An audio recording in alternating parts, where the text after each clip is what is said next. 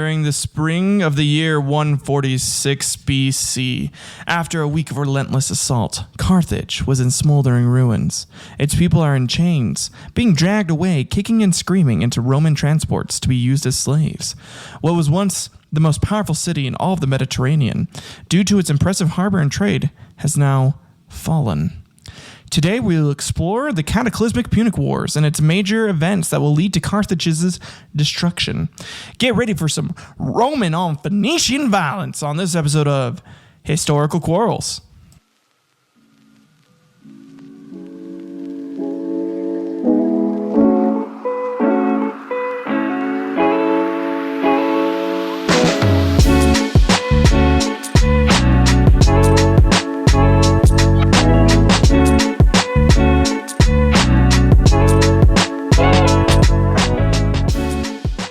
Hey y'all, welcome back to Historical Quarrels.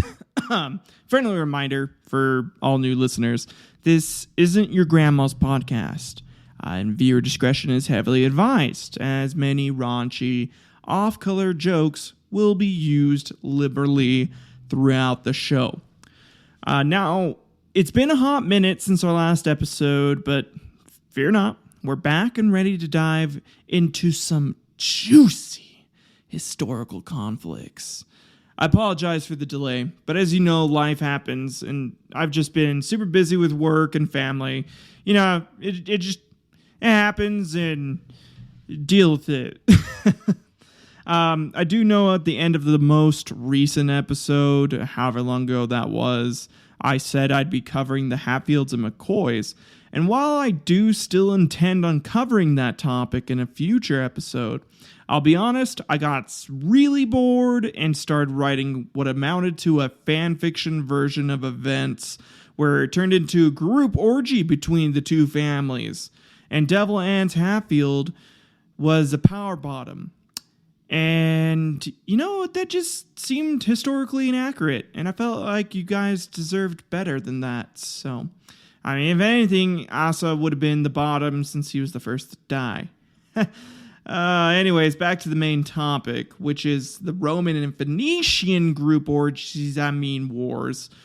Seriously, though, we are going to be covering the three Punic Wars and the events that will lead to the fall of Carthage and the rise of the Roman Empire. So buckle up, strap yourselves in, and get ready for some hot Roman and Phoenician daddy-on-daddy violence.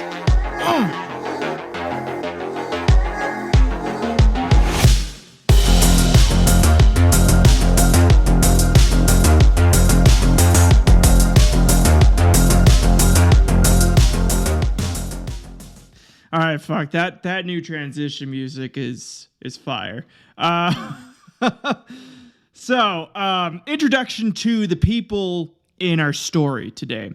Carthage before the Punic Wars. Carthage was a powerful city-state located on the coast of modern-day Tunisia, North Africa. It was founded in the 9th century BC by Phoenician colonists and became a major center of trade and commerce in the Mediterranean world. Before the Punic Wars, which were fought between Carthage and Rome in the 3rd and 2nd centuries BC, Carthage had a strong economy, a formidable navy, and a highly organized government. But that government also sucked ass. I'll get into that here in just a second. Its influence extended over much of North Africa as well as parts of Spain, Sicily, and Sardinia.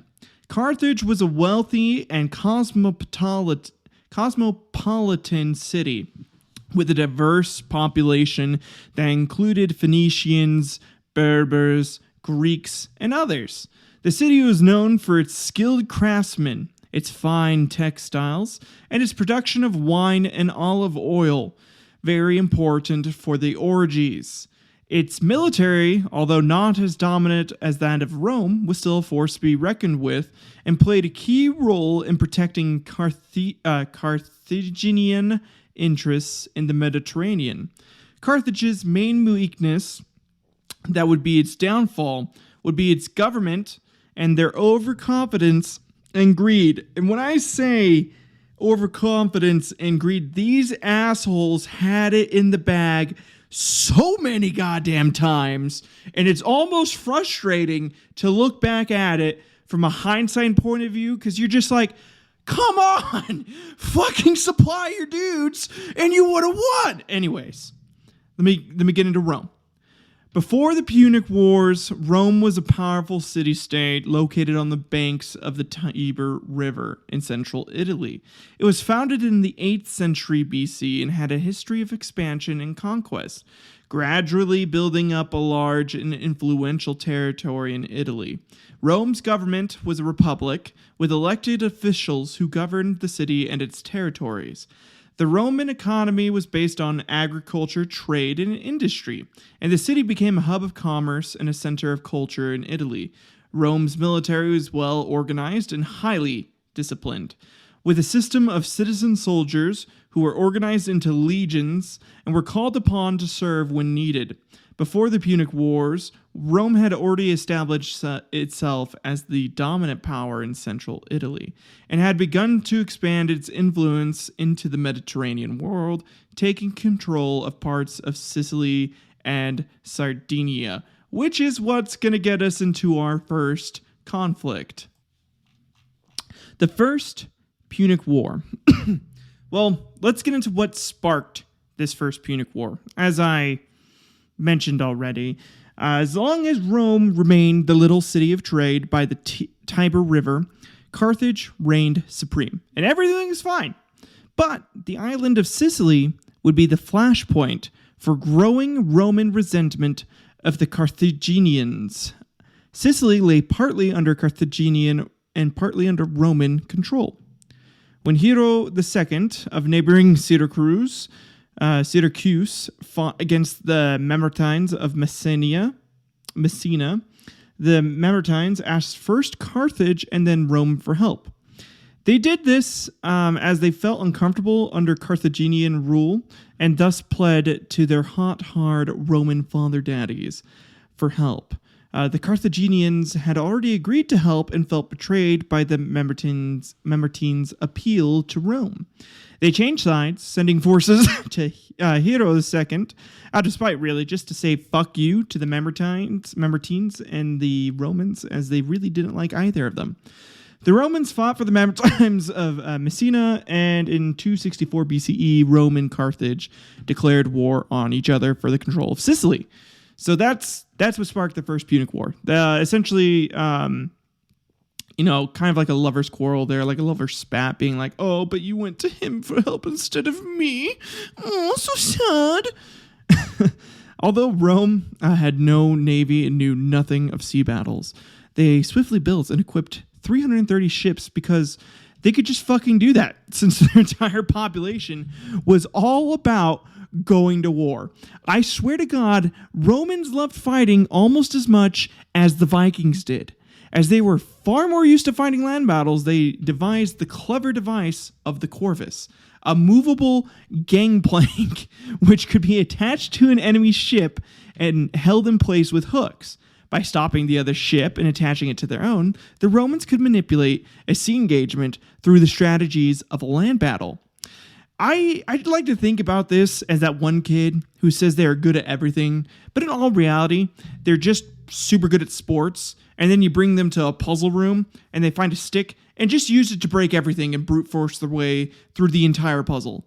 Which then makes them feel smart, because they used the only option they really understood.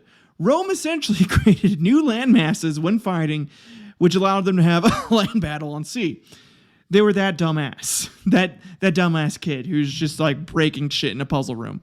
So, go them. It's still pretty smart, but fucking goddamn. Even so, they lacked the expertise at sea of the Carthaginians, and more importantly, were lacking a general with the skill of the Carthaginian Hamilcar Barca. Hamilcar was surnamed Barca, meaning lightning, because of his speed in attacking anywhere and the suddenness of the action. He struck without warning up and down the coast of Italy, destroying Roman outposts and cutting supply lines. This guy was the shit. This guy was the main guy that the Carthaginians relied on and thought they could just be like, hey, fight all of Rome, fuck them up for us, and we good. And that Carthage just thought I didn't have to do jack shit else.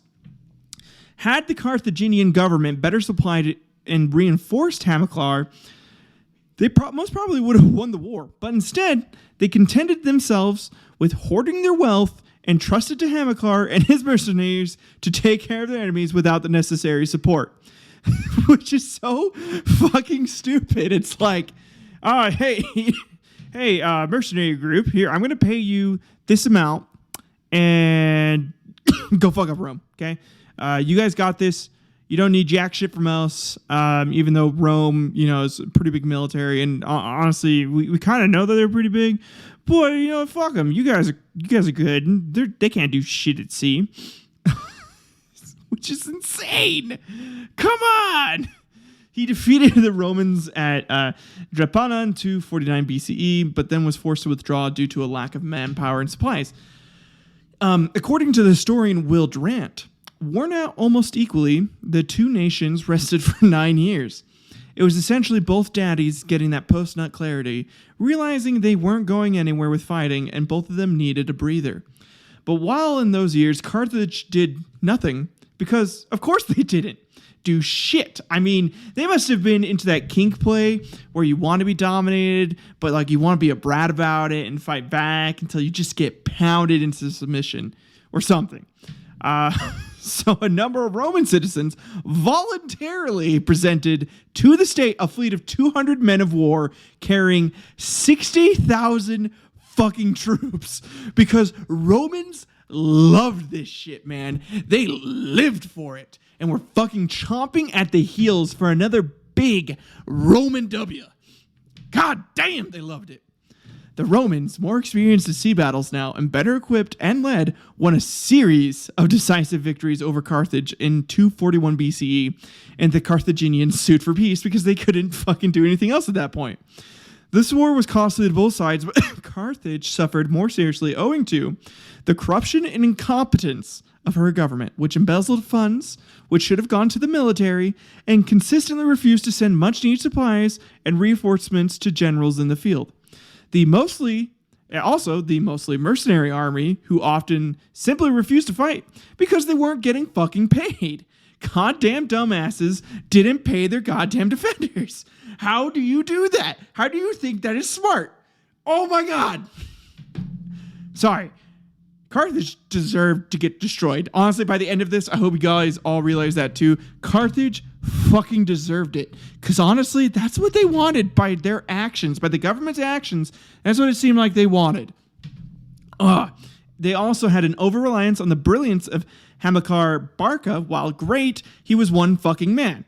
Further, however, they seriously underestimated their enemy. While Carthage would largely ignore the war, leaving the fighting to Hamilcar and his mercenaries, Rome would be building and equipping more ships and training more men. Because they knew they were going to fuck up Carthage. So they we need a bigger army for this. You should get ready for a full war, huh? I mean, that's just what normal people would do, but Carthage's like, I'll just stick my thumb up my own ass and go fuck off. Like, come on! Anyways. Even though Rome never had a navy before the First Punic War, they emerged in 241 BCE as masters of the sea, and Carthage was the defeated city. Which is so insane. They didn't have a fucking navy, and they come out and beat the main city, country with honestly, at the time, the world's best navy and seaport. And they won the first war, which was mainly a sea battle. Holy shit. Rome adapts so goddamn easily to this. It's scary. It's really scary. After they lost their few matches to Hamilcar, who understood sea battles and was a genius, they're like, well, fuck, we need to step our shit up, and they stepped up. And Carthage, meanwhile, again, was just like, mercenaries will take care of it. I guess we're fine here. I'm gonna go fuck some more whores and shit. Yeah. Fucking dumbasses. Anyways, here's some facts on why Carthage's government sucks so much ass.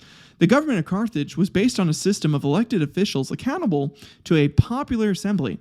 Unlike its founding city, Tyre, in Phoenicia, Carthage did not have a monarchy, but its politics was dominated by an aristocratic elite, which was composed of competing clans which held all important political, judicial, and military positions. As in other contemporary ancient cultures, participation in political life and the popular assembly of the city was limited to those who held citizenship, indigenous and free males. Although this system was praised by such noted figures as Aristotle, some of the exact workings of the Carthaginian government have remained elusive, a situation further confused by Greek and Roman writers using their own familiar terminology to describe the political institutions of Carthage, such as the suffets. The most powerful office in the Carthaginian government was held jointly by two magistrates, elected annually, known as suffets, Latinized from the Punic spitim or suffitim, and conventionally translated as judges. These had replaced the initial system of monarchies sometime in the early 7th century BCE, and so their association with purely judicial matters may too have widened in political scope as the office evolved. It is also possible that there was only one suffet in the first century or so of the new system, as moving from a monarchy to what is essentially a pseudo-republic, it must have been difficult, so they still kind of wanted to have like one leader for a little bit, is what it seemed like. And then they moved into two, which is how the Spartans actually kind of governed. They had two kings. So pretty interesting. Anyways, Greek and Roman sources indicate the suffets operated in collaboration with the Senate and were also concerned with civil lawsuits. Wealth and family background seem to have been the two most important factors in being considered eligible for the role. The position of suffet continued to exist even when North Africa became a Roman province and is recorded at least until the 2nd century CE. So their government, the way of government did last after Carthage got its ass blasted. The Senate. Carthage, even under its earliest form of monarchy, had a Senate composed of influential citizens. These members were known as drim, or great ones, and held the position for life. Just how these senatorial members were selected is unknown, but it's likely they numbered between 200 and 300, and they probably had to pay for the seat, in all honesty. It seems like it's just mostly bribes. They met in a building in the marketplace of Carthage, but also sometimes at the temple of Eshmun on the Brisa Hill, or Birsa Hill. The suffets would consult the Senate on government policy, military, diplomatic, and financial matters. And if the two sides disagreed, then a deciding vote would be held in the popular citizens' assembly.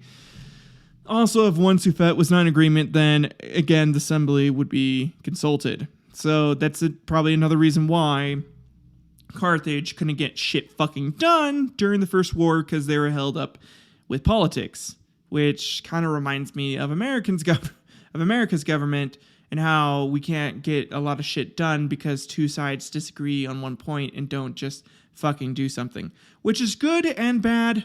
There's good to it because, it stops us from making hasty decisions and like fucking shit up. But it's bad because let's say, shit happened and we really need to like get shit done, or, we're destroying the world and we really need to start some like reforms for pollution and stopping carbon emissions, which we are doing now, which is cool.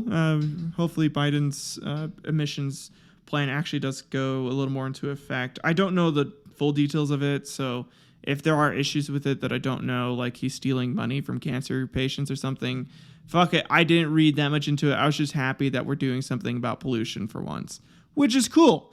And I hope, future representatives of the United States do that and we keep passing laws that help, further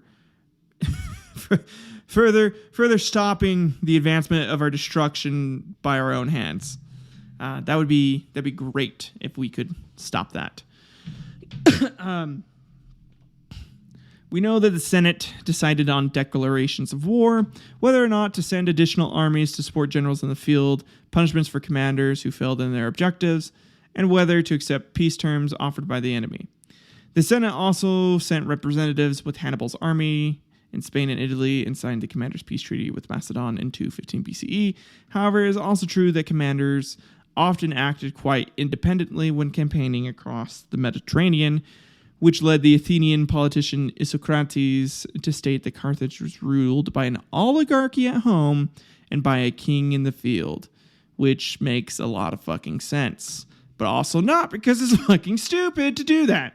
Another important group of officials was those administrators selected to govern the provinces controlled by Carthage. Allied cities such as Utica and Cadiz and subject territories in North Africa were allowed a high degree of political autonomy except in military matters and foreign affairs. In return for Carthage's protection, they did have to pay tribute, money, arms, and men for military service. Regional officials would have supervised this and collected such additional taxes as custom duties, and probably kept it in their pockets and never sent it to mercenaries who were defending them because they're stupid. All of the key political positions in the Carthaginian government were dominated by a ruling elite.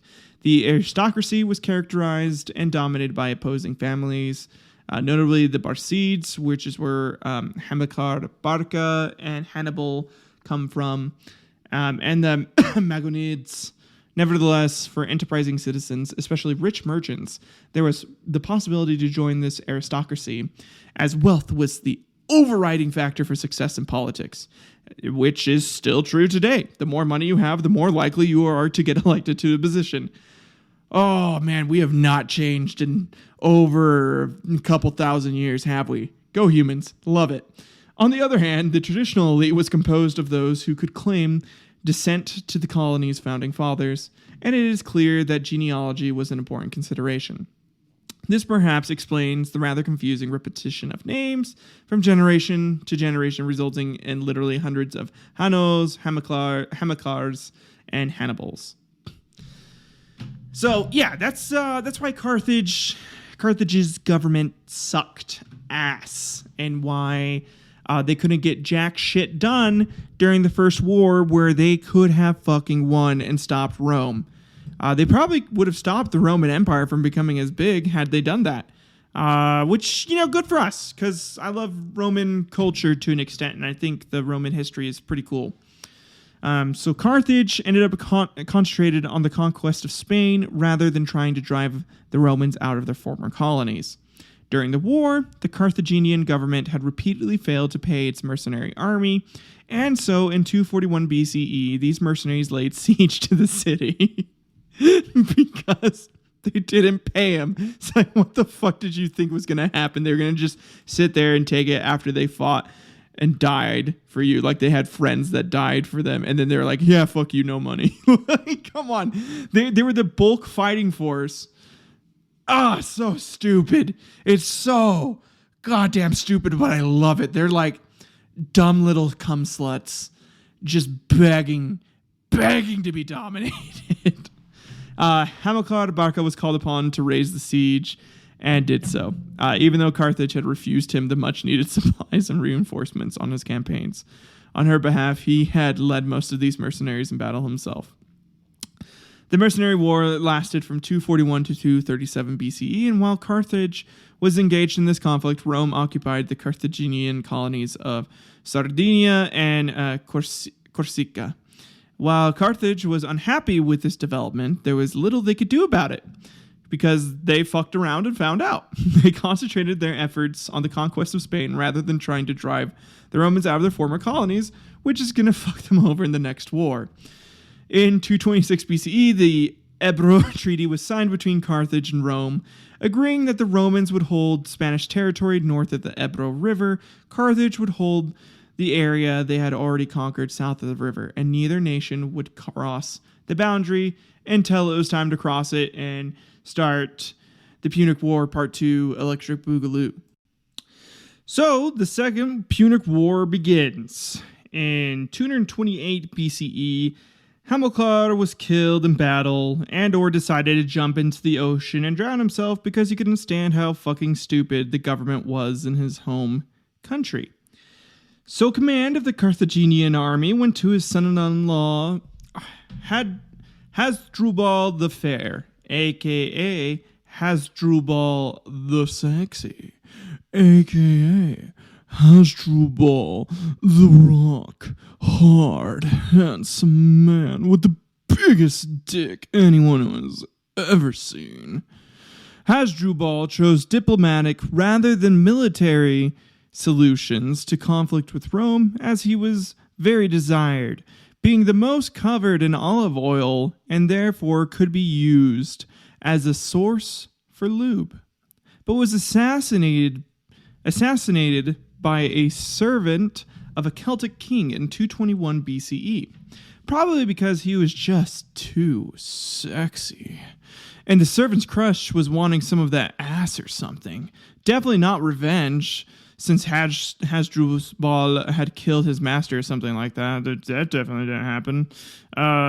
Thus, command went to Hannibal Barca, Hamilcar's oldest son. To the south of the border of Ebro lay the city of Saguntum, a Roman ally, and in 218 BCE, Hannibal laid siege to the city and took it all, while having the smuggest of looks on his face and mooning the Romans on top of his elephant. It was said, all of Rome beheld the glory of his ass, and were incensed to violence. The Romans objected to this attack and demanded that Carthage deliver Hannibal and his glorious ass to Rome. The Carthaginian Senate refused to comply, stating, "Nah, dog, that ass is 100% grade A Carthaginian cake." And so began the Second Punic War. Hannibal was caught in southern Italy in a cow and mass game with the Roman army. Hannibal, a sworn enemy of Rome, received intelligence that Roman armies were moving against him, and, in a bold gamble, marched his forces over the Alps and into northern Italy. Hannibal then proceeded to play 4D chess with Rome and kick their asses so goddamn hard that Rome would proceed to never shut up about how cool Hannibal was, and thus immortalizing the man and his many elephants. Hannibal would win each engagement he fought in and conquered the majority of northern Italy. Having lost many of his elephants on his march over the mountains and lacking necessary siege engines and troops, Hannibal was caught in southern Italy in a cat-and-mouse game with the Roman army under Quintus Fabius Maximus. Fabius refused to engage Hannibal directly, relying instead on cutting off his supplies and starving his army, because Fabius fucking knew how likely he was going to get his ass beaten in a direct conflict and decided to play the smart game, knowing that Carthage sucks, and wait until Hannibal had no men, no elephants, or both. Fabius' strategy might have worked had not the Romans become impatient with their legion's inactivity. Again, Romans really only cared about proving they were the biggest and baddest motherfuckers of all the land at the time, so the fact that Fabius wasn't doing that pissed them off to no end. Further, Hannibal used counterintelligence to reinforce and spread the rumor that Fabius refused to fight because he was in the pay of the Carthaginians. Fucking 4D chess move number 300 from Hannibal. Fabius was replaced by Caius Terentius Varro and Lucius Aemilius Paulus, who threw off caution to the wind and led their troops against Hannibal in the region of Apulia. At the Battle of Cannae in 216 BCE, Hannibal placed his Gauls in the center of his lines, expecting they would give way before the Roman forces. When they did exactly that, and the Romans pressed what they saw as an advantage and followed them, Hannibal closed from behind and the sides, enveloping the Roman forces and crushing them. 44,000 Roman soldiers died at Cannae, compared with 6,000 of Hannibal's forces. This single battle is regarded as one of history's most important battles to understand, and really cemented the genius that was Hannibal. This man showed how a perfect victory could be achieved despite having far less men, by carefully positioning them, and it taught future commanders invaluable lessons like the pincer movement, flanking, controlled retreating, and so on. Hannibal won his greatest victory, but could not build upon it, as Carthage refused to send him the reinforcements and supplies he needed, goddammit. Which, I'm going to be honest here, guys. Put yourself in Hannibal's shoes. You have been kicking ass. You have conquered the majority of the territory of an enemy who beat your own country in the previous war it fought. You have demonstrated not only that you can lead an army, but that you can use that army to its fullest, and that country that so desperately needs a W still says that you aren't reliable and or still doesn't supply you with jack shit. Do you know how pissed off he must have been? Do you feel the frustration that he might have felt? I know I do. And my God, I would have beaten the shit out of everyone in my home country if I came back with my army and was like, you fuckers, really? Come on. Y'all want to get your ass kicked? I'll do it. Come on. Carthage deserves to get destroyed. Like, at the end of this, don't even feel bad about everyone that gets dragged off and used as slaves. Their government fucking handed them over on a silver platter. Yeah. Shortly after this, the Roman general Publius Cornelius Scipio, later known as Scipio Africanus, was defeating the Carthaginian forces in Spain under Hannibal's brother Hasdrubal Barca. Hasdrubal had ably defended Spain from the Romans until the arrival of Scipio, who defeated him completely in 208 BCE. Hasdrubal fled Spain, following his brother over the Alps into Italy to join forces. He was stopped and defeated at the Battle of Metaurus in 207 BCE, dying on the field. Hannibal knew nothing of his brother's whereabouts until Hasdrubal's severed head was thrown into his camp. Fucking insane, man. That'd be the worst way to get news of a family member's death, just their head being tossed over to you. God damn, Rome. Rome was brutal. Recognizing that Hannibal's army would be recalled if Carthage were attacked, and with Spain now under Roman control, Scipio manned a fleet and sailed to North Africa, where he took the Carthaginian city of Utica. Carthage recalled Hannibal from Italy to save their city, but Scipio was a great admirer of Hannibal and had studied his tactics carefully. At the Battle of Zama in 202, Hannibal sent an elephant charge against the Romans, which Scipio, mindful of Hannibal's strategies, deflected easily.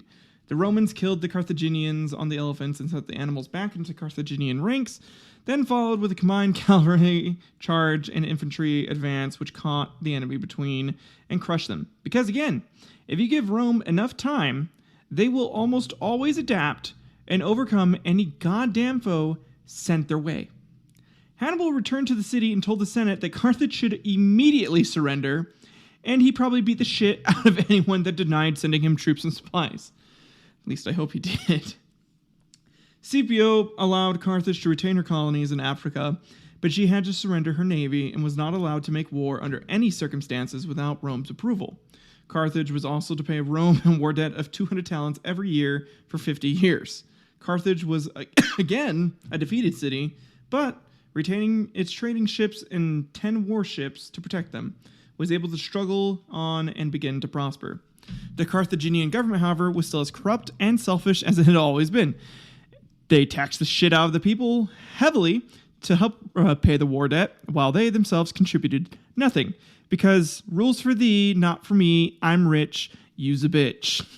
Hannibal came out of retirement to try and rectify the situation, but was betrayed by the rich Carthaginians to the Romans, because they're like, oh shit, we can't make an enemy out of this guy, so let's just fucking kill him.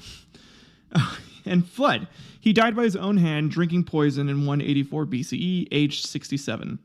I really think at that point, Hannibal should have just been like, yo, Rome, I'll help you fuck up these pieces of shit completely and be one of your greatest generals instead of fleeing. But, pride and all that. Also, I want to go ahead and just let you know that Hannibal's plan had majorly just one flaw. Hannibal had planned the invasion of Italy and a strategy for beating Rome for many years before the war even broke out. Rome had won the First Punic War by simply outlasting the Carthaginians in men and resources. The Romans had a potential manpower pool of around 700,000 men and were determined to win total victory no matter the cost. Hannibal knew that invading Italy was his best chance. The 700,000 number is accounting for the vast number of Italian allies of Rome. Hannibal hoped that by winning the great victories in the heart of Italy, he could bring some of that 700,000 away from Rome and have them ally with Carthage. Ideally, the beating he would give to the Romans on their home turf and the desertion of the allies should force Rome to surrender. Pretty smart, right? You'd think that this plan would go decently well. However, the Carthaginians would fuck him over. This strategy is still better than anything the Carthaginian government would come up with. Hannibal just didn't account for the sheer willpower of the Romans and the fearful respect of their allies. At the height of his success, Hannibal had just won Cannae, killing over 100,000 men over the course of his Italian campaign. Almost all of southern Italy, including the very powerful city of Capua, deserted Rome and sided with Hannibal. Though there was panic, the strategic aim of the Romans remained unchanged. They focused on winning back their allies, ruthlessly sacking treasonous cities and massacring populations, creating such a fear that many cities who deserted Rome came back to their Roman allies, losing 15% of the total possible manpower, which in today's time would equate to tens of millions of dead for a modern populated country like USA today. Yet the Romans continued. Hannibal was an amazing general, and he did everything in his power, following his solid strategic plans, but just couldn't get done on his own. And Rome was the most brutal and savage motherfuckers of all time. They massacred cities to set examples to their other allies, being like, if you leave us, everyone is going to fucking die before we die. I promise you that. And that scared everyone enough, because they knew they'd fucking do it, that they switched back to Roman size and abandoned Hannibal. And that's, in the end, that's what ended up losing Hannibal this second war. He was a genius, and he should have won, and he could have won if Carthage had supported him more fully. And Carthage decided to have their thumbs stuck up their own asses. Thus ends the tale of Hannibal. Now we get into the Third Punic War. Carthage continued paying the war debt to Rome for the agreed upon 50 years, and when it was done, and all of their people were considerably fucked over, considered their treaty with Rome completed also. They went to war against Numidia, were defeated, and had to then pay that nation another war debt. As they had gone to war without Rome's approval, the Roman Senate considered Carthage a threat to the peace again. The Roman senator Cato the Elder took the threat so seriously that he would end all of his speeches, no matter the subject, with the phrase, "And further, I think that Carthage should be destroyed." Literally every single one of this guy's speeches ended in, let's go fuck up Carthage. So in 149 BCE, Rome sent an embassy to Carthage suggesting exactly that course. Rome just straight up was like, yo, we're going to invade you. We're going to destroy you. You fucked around. Now it's time to find out. And they were nice about it to at least like tell them that they were going to do that. That the city should be dismantled and moved inland away from the course. The Carthaginians refused to comply with this, and so began the Third Punic War. The Roman general Scipio Aemilianus besieged the city for 3 years, and when it fell, sacked it and burned it to the ground. Rome emerged as the preeminent power in the Mediterranean, and Carthage lay in ruin for over 100 years, until it was finally rebuilt following the death of Julius Caesar. The Punic Wars provided Rome with the training, the navy, and the wealth to expand from a small city to an empire which would rule the known world. So we have Carthage to thank for all the cool Roman shit we have today, also for all the Roman destruction of knowledge and cultures that might have been known had Rome not become an empire. Is that a plus? Is it a negative? Who knows? That's not for us to decide. It's for us to understand and to hopefully not repeat. So that is the story of the Punic Wars. Carthage ended up having like 50,000 something of its citizens taken as slaves, and its system of government was still used, especially as Rome expanded into an empire. That is the takeaway from the Punic Wars. Let's go ahead and pop out of this and get into key thoughts and finish up this episode.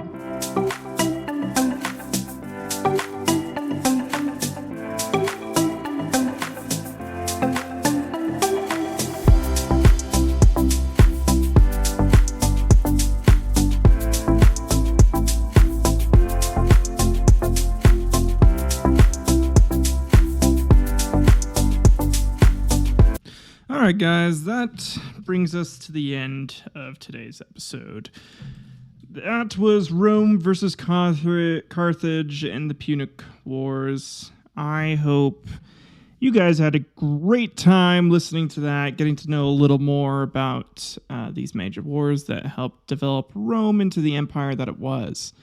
Honestly, my key takeaways, number one, Carthage's government sucked all the ass. I cannot imagine how corrupt and greedy you must have been to think you'd get away with not defending your own country and fucking over your people. And honestly, most of the aristocracy there died and or bribed the Romans enough, but they still ended up living destitute and not having their wealth anyways. So it profited them nothing. They could have kept being greedy and kept more money in their wealth had they decided to actually fund shit that would protect them. So it's just, they were stupid. Key point 2, Carthage deserved to get fucking destroyed. And I kind of understand why at the end, fucking Cato would end each of his speeches being like, so guys, I think we need to go fuck up Carthage. Like, they had fucked around for, it was like almost 100 years at that point, and yeah, it just needed to happen. It needed to happen by then. Rome could do it. They knew they could do it. It was just kind of waiting for the excuse to go do it. So, other takeaway would have to be Hannibal was a genius and got fucked over so hard.